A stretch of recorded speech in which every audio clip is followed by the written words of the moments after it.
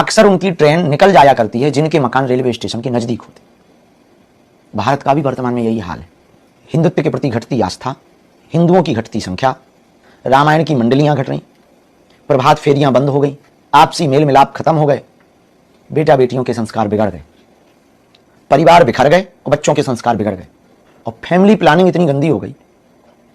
सरकार ने तो कहा बच्चे 2 ही अच्छे, पर अब 1 टायर सिटी में रहने वाले पति पत्नी कह रहे कि हमें बच्चे चाहिए ही नहीं। ठीक है, अच्छी बात है। कोई कह रहा है एक ही बच्चा ठीक है।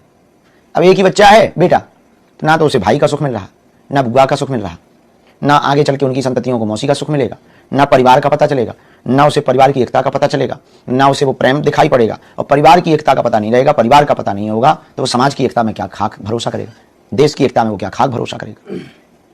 और धीरे धीरे परिवार खत्म होते जा रहे, परिवार खत्म हो रहे, संस्कार खत्म हो। आजकल फेसबुक फ्रेंड 5000 है, पर वास्तविक मित्र एक भी सच्चा नहीं।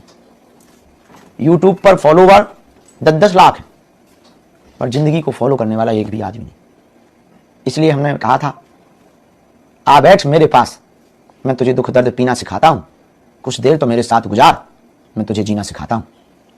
क्योंकि मैं बातों से नहीं रातों से लड़ा, मैं दिमाग से नहीं दिल से बोलता, मैं सह सह कर साधु बना। मैं बाहर हंसता रहा, अंदर रोता रहा, मैं भूखा रहा पर जग को खिलाता रहा, मैं घर आता रहा, मैं बाहर जाता रहा, मैं कम सोता रहा पर दुनिया को जगाता रहा, हिंदुओं को जगाता रहा। मैं सह सह कर साधु बना हूं, मैं सह सह कर साधु बना हूं। आ बैठ मेरे पास, मैं तुझे जीना सिखाता हूं, कुछ क्षण तो मेरे साथ गुजार, मैं तुझे दुख दर्द पीना सिखाता हूं। तो जिंदगी बड़ी विचित्र है। परिवार और संस्कार दोनों घट रहे हैं। लोगों के आहार बिगड़ गए और व्यवहार बिगड़ गए। आहार बिगड़ने से व्यवहार बिगड़ गए, आहार की शुद्धि से व्यवहार की शुद्धि। पता ही नहीं क्या क्या खा रहा आदमी, रातों भर जगता है, उल्लुओं की तरह दिन भर सोता है।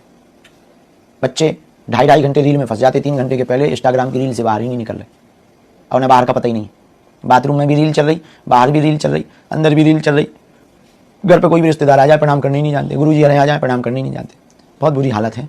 प्रभात फेरियां बंद हो गई, सीताराम नाम धोने कीर्तनें बंद हो गई, रामचरितमानस की मंडलियां बंद हो गई, बच्चे बच्चियों के संस्कार बड़े विचित्र हो गए। अभी हमने कल ही एक सुविचार दिया, तुमने सुना होगा।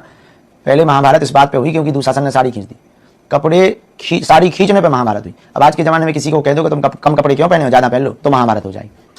हाँ, तो तुम्हारी नीयत खराब है, सोच विचित्र है, ऐसी बातें ऊपर से बोलते। बड़ा विचित्र जमाना आ गया भैया। हम एक ही प्रार्थना करेंगे, अपने बच्चों को IAS IPS सब कुछ बनाओ, पर सबसे पहले इंसान जरूर बनाना भैया, ताकि दूसरे का दुख दर्द समझ सकें। इंसान नहीं बनाओगे तो किसी काम का नहीं, दूसरे की पीड़ा ना समझ सके। पराया दर्द जो समझे उसे इंसान कहते हैं। बस यही बात का सुविचार हम आपको देके